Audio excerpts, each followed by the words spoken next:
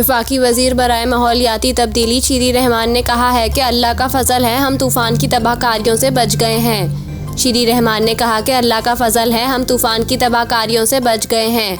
आज दोपहर मीटिंग में गौर होगा कि मुतासिरीन को वापस इलाकों में कैसे पहुंचाना है। सजावल में मुतासिरीन की वापसी में शायद कुछ वक्त लग जाए। आबादी इतनी बढ़ गई है कि कहां कहां हम पहुँचें। उन्होंने कहा कि सजावल में लोगों के पास ज़रिया मुआश काफ़ी हद तक मुतासिर हुआ है। मुतासरा इलाकों से 8-9 हज़ार मवेशियों को भी मुंतकिल किया गया है। वफाकी वजीर का कहना था कि बहरा अरब में बिपरजॉय माजी के दीगर तूफ़ानों से तवील रहा, जबकि समंदरों में दर्जा हरारत बढ़ना भी तूफ़ानों की एक वजह है। दूसरी जानिब माहिर मौसमियात जवाद मेमन ने कहा कि बहरा अरब में बनने वाले तूफ़ान से मुताल्लिक पेशगोई करना मुश्किल होता है। तूफ़ान किस मुकाम पर टकराएगा यह हतमी तौर पर बताना मुश्किल होता है। उन्होंने कहा कि 24 घंटों में बिपरजॉय तूफ़ान से डिप्रेशन में तब्दील हो जाएगा।